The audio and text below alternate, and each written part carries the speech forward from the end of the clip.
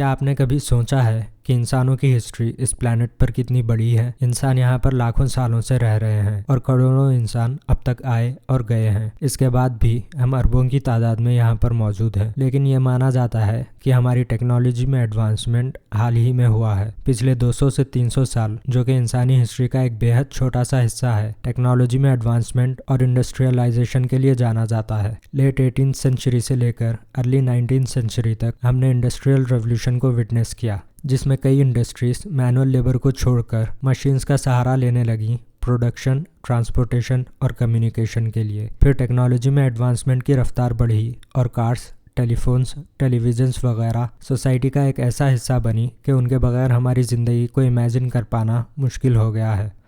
ये डेवलपमेंट हमारी सिविलाइजेशन को एक एडवांस सिविलाइजेशन बनाती है। ये पॉसिबल है कि हम पूरी यूनिवर्स में एक अकेली ऐसी सिविलाइजेशन हो, लेकिन ये भी हो सकता है कि हमारे अलावा कई ऐसे प्लैनेट्स हों जो लाइफ सपोर्ट करते हों और जो टेक्नोलॉजी में हमसे भी ज़्यादा एडवांस्ड हों। लेकिन अगर मैं कहूँ कि हमारे अलावा दूसरी एडवांस सिविलाइजेशन को ढूंढने के लिए आपको दूसरे प्लैनेट पर नहीं बल्कि यहीं अर्थ में देखना होगा, तो क्या आप यकीन करेंगे? ऐसी एडवांस्ड एंशिएंट सिविलाइजेशन जो हमसे पहले अर्थ पर मौजूद थी और टेक्नोलॉजी के मामले में बहुत ज़्यादा एडवांस थी। ऐसा मानना है एक ब्रिटिश राइटर और जर्नलिस्ट ग्राहम हैनकॉक का। लेकिन वीडियो में आगे बढ़ने से पहले मैं आपको बता दूं कि ग्राहम हैनकॉक एक आर्कियोलॉजिस्ट नहीं है। वो अपने अनकन्वेंशनल आइडियाज़ के लिए जाने जाते हैं और ज़्यादातर एक्सपर्ट्स उनके क्लेम्स को सिरे से खारिज करते हैं। मेन स्ट्रीम आर्कियोलॉजी में उनके आइडियाज़ को बिल्कुल गलत माना जाता है, लेकिन इसका ये मतलब नहीं कि उनकी हर बात बिल्कुल बेबुनियाद हो। वो अपनी थियरीज़ के लिए कुछ अच्छे रीजंस देते हैं जिनको एनालाइज करना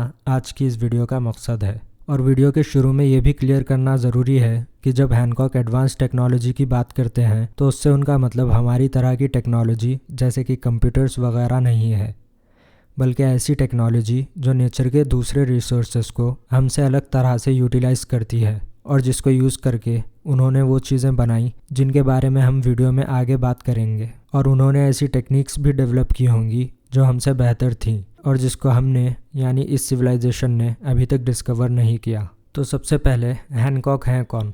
ग्राहम ब्रूस हैनकॉक 2 अगस्त 1950 को एडिनब्रा, स्कॉटलैंड में पैदा हुए। 1973 में वो डरहम यूनिवर्सिटी से सोशियोलॉजी की डिग्री हासिल करते हैं और इसके बाद एक जर्नलिस्ट के तौर पर काम करने लगते हैं। हैनकॉक ने कई बड़े न्यूज़पेपर्स जैसे कि the times, the Sunday times और द गार्डियन के लिए काम किया। उसके बाद उन्होंने एंशिएंट टेक्नोलॉजी और सिविलाइजेशंस के ऊपर कुछ किताबें लिखी और वो अपनी थियरीज़ के लिए जाने लगे।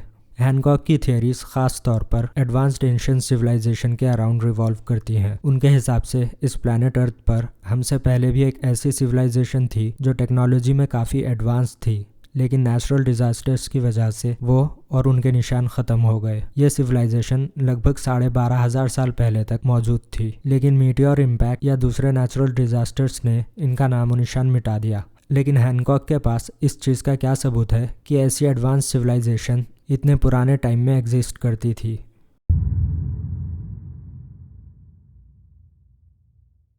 पिरामिड्स हज़ारों सालों से इजिप्ट के कल्चर का एक अहम हिस्सा रहे हैं। ये इजिप्ट के राजाओं के लिए मरने के बाद दफनाए जाने की जगह होती थी। मरने के बाद इन फेरोज़ को पिरामिड्स के अंदर बनाई गई कब्रों में दफनाया जाता था। पुराने इजिप्शियन बिलीफ के हिसाब से मरने के बाद इंसान का इस दुनिया से दूसरी दुनिया में जाने का सफ़र शुरू होता है और इन फेरोज़ का ये सफ़र आसान हो इसके लिए उनके साथ खाने पीने की चीज़ें और इस्तेमाल करने का सामान जैसे कि बर्तन और कपड़े वगैरह भी दफनाए जाते थे। ये मेन स्ट्रीम आर्कियोलॉजिस्ट का पॉइंट ऑफ व्यू रहा है कि पिरामिड्स सिर्फ फेरोज़ को दफनाने की जगह होती थी और इनको बनाने के लिए पुराने टूल्स और मेथड्स इस्तेमाल किए गए थे। पुराने टूल्स जैसे कि कॉपर और ब्रोंज के सॉस और चिजल्स को इस्तेमाल करके इसके पत्थर को काटा गया था। लेकिन ग्राहम हैनकॉक के मुताबिक इस इंफॉर्मेशन में कुछ कमियां हैं। हैनकॉक के मुताबिक आर्कियोलॉजिस्ट पिरामिड्स बनाए जाने के जो मेथड्स बताते हैं वो बहुत ही ज़्यादा सिंपल हैं और उन मेथड्स को यूज़ करके ऐसा कुछ बना पाना उनके हिसाब से पॉसिबल नहीं है। एग्जाम्पल के तौर पे the great pyramid of Giza को देखते हैं। ये पिरामिड दुनिया का सबसे बड़ा पिरामिड है और इसको बनाने में 23 लाख सेपरेट लाइमस्टोन के पत्थरों का इस्तेमाल किया गया है, जिनमें से हर पत्थर औसतन 2300 किलो का है, जो इस पिरामिड को टोटल 60 लाख टन का बनाता है। पिरामिड सिर्फ पत्थर के पहाड़ नहीं है, बल्कि उनके अंदर रास्ते भी बनाए गए हैं। द ग्रेट पिरामिड के अंदर पैसेजेस हैं जिनमें से होते हुए इनके चेम्बर्स में जाया जा सकता है। और तो और इन चेम्बर्स में लगने वाले ज्यादातर पत्थर ग्रेनाइट के हैं जिनको पिरामिड से 500 मील दूर से ट्रांसपोर्ट करके लाया गया था। हैनकॉक इन फैक्ट्स को नजर में रखते हुए ये सवाल करते हैं कि इतने वजन पत्थरों के साथ काम करना, उनको इतनी दूर से लाना और उनको इस तरह से काटना फिर जगह पर लगाना उस टाइम में बगैर किसी टेक्नोलॉजी के कैसे पॉसिबल था, और उनके हिसाब से ये एक एडवांस सिविलाइजेशन का सबूत है। तो क्या ग्राहम हैनकॉक का ये मानना सही है? आइए इन फैक्ट्स को थोड़ा डीप में जाके देखते हैं।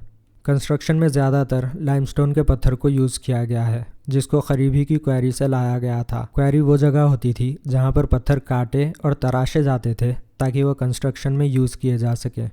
लाइमस्टोन हार्डनेस स्केल पर 10 में से तीसरे या चौथे नंबर पर आता है, मतलब ये उतना ज़्यादा हार्ड नहीं होता, जबकि ग्रेनाइट ज़्यादा सख्त होता है और 6 से 7 नंबर पर आता है, और डायमंड 10 पर आता है जो कि सबसे हार्ड पत्थर होता है। आर्कियोलॉजिस्ट की माने तो इन लाइमस्टोन के पत्थरों को काटने के लिए ब्रोंज या कॉपर के औजार इस्तेमाल किए गए होंगे, लेकिन इस थियोरी में कुछ प्रॉब्लम्स हैं। सबसे पहले तो कॉपर और ब्रोंज दोनों ही सॉफ्ट मेटल्स होते हैं, बल्कि सेम हार्डनेस स्केल पर ये 2.5 से 3 नंबर पर आते हैं। तो पत्थर काटने के लिए पत्थर से भी ज़्यादा सॉफ्ट टूल्स कैसे यूज़ किए जा सकते थे? इनसे लाइमस्टोन को काटना बहुत मुश्किल तो था ही, साथ ही टूल्स ख़राब और अनयूजेबल भी बहुत जल्दी होते होंगे। ऐसे में इतनी ज़्यादा क्वांटिटी में पत्थर काटने के लिए बहुत सारे ब्रोंज और कॉपर के टूल्स की ज़रूरत पड़ेगी, जिसकी वजह से ये पूरा कॉन्सेप्ट कि स्टोन कटिंग के लिए तांबे या पीतल के औजार इस्तेमाल किए गए थे, ये कॉन्सेप्ट कन्विंसिंग नहीं लगता। और तो और जो पत्थर अंदर लगे हैं जिनसे चेम्बर्स बनाए गए हैं वो ग्रेनाइट के हैं जिनको 800 किलोमीटर दूर से लाया गया था। इनमें से कुछ ब्लॉक्स 70 टन यानी 70,000 किलो या उससे भी ज़्यादा वजन है। इतने वजन पत्थरों को इतनी दूर से लाना और इनको अपनी जगह पर फिट करना भी अपने आप में एक चैलेंज रहा होगा। चेम्बर्स के ब्लॉक्स अपनी जगह पर इतनी प्रिसीजन से लगे हैं कि उनके एंगल को मेजर करने पर एक परफेक्ट राइट एंगल बनता है। स्टोन कटिंग की ये टेक्निक्स उन लोगों ने कैसे डेवलप की होंगी? ग्रेनाइट को काटना भी और ज़्यादा मुश्किल होता है। यह हार्डनेस की स्केल पर 6 से 7 नंबर पर आता है। ऐसे सॉफ्ट मेटल से बने टूल्स को यूज़ करके ग्रेनाइट काटना बेफ़ायदा है, क्योंकि सिर्फ एक पत्थर के काटने में कई दिन लग सकते हैं, जैसा कि आप इस वीडियो में देख सकते हैं। After days of work, their copper chisels and stone pounders are barely making a dent. Brown is wearing down tools at an extraordinary rate. The copper chisel the ancient Egyptians would have used lasts only a few dozen strikes.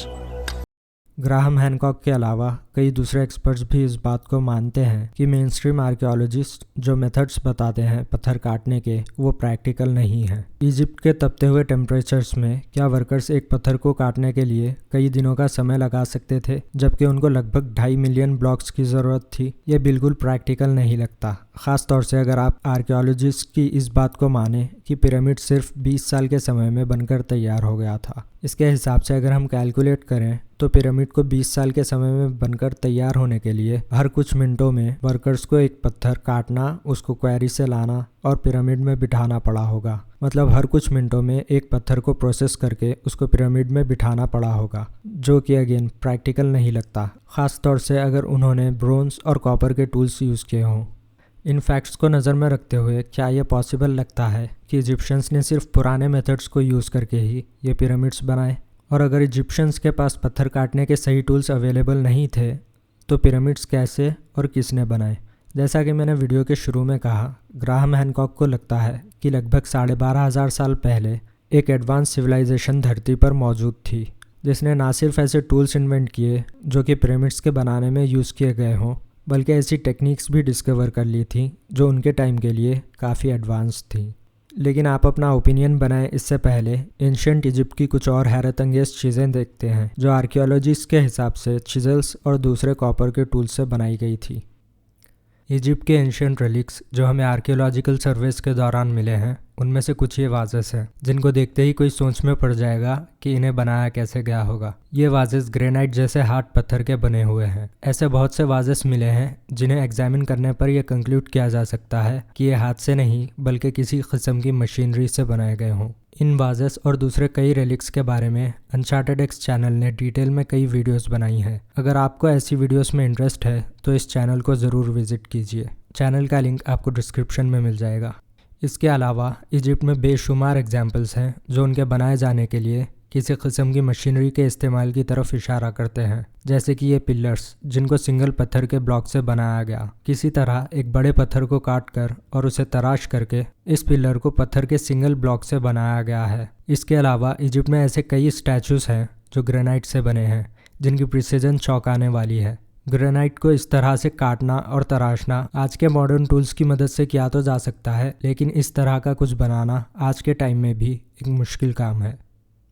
Egyptologist और archaeologist इन pillars के बनाए जाने की technique के बारे में भी theories बनाते हैं। उनमें से सबसे पॉपुलर थियरी के मुताबिक वर्कर्स एक छोटे गोल रॉक से पत्थर पे मार मार के उसे बड़े पत्थर के स्लैब से अलग करते। मतलब जहां उन्हें पत्थर को अलग करना होता या काटना होता, वो वहां पर लगातार एक छोटे पत्थर से तब तक मारते जब तक कि वो पत्थर बड़े पत्थर से अलग नहीं हो जाता। और इस टेक्निक को यूज करते हुए इन्होंने लाइमस्टोन के ये टावर्स या पिलर्स बनाए। इजिप्ट के कई ऐसे राज हैं जो आज भी अनसुलझे हैं, और इसके रिच कल्चर की वजह से इजिप्ट की हिस्ट्री बहुत फैसिनेटिंग भी है। अगर आपको ऐसा कंटेंट देखना पसंद है तो मैं वीडियो के डिस्क्रिप्शन में कुछ लिंक्स दे दूंगा, आप उन चैनल्स को ज़रूर विजिट कीजिए। इजिप्ट में ऐसी कई चीज़ें हैं जो अपने बनाए जाने के लिए किसी तरह की मशीन्स की तरफ इशारा करती हैं, लेकिन हम हर चीज़ को इस वीडियो में कवर नहीं कर सकते। तो आपको क्या लगता है, क्या हमारे पास में ऐसी कोई सिविलाइजेशन रही होगी जिसके पास वो राज थे जिनके बारे में हम आज भी नहीं जानते? क्या उनके पास ऐसी टेक्नोलॉजी और मशीन्स थी जिसको इस्तेमाल करके उन्होंने ये शानदार स्ट्रक्चर्स बनाए? और अगर नहीं तो ये सब कैसे बनाया गया होगा? वीडियो देखने के लिए शुक्रिया। अगर आप ऐसी और वीडियोस देखना चाहते हैं तो इस वीडियो को लाइक और चैनल को सब्सक्राइब कर सकते हैं।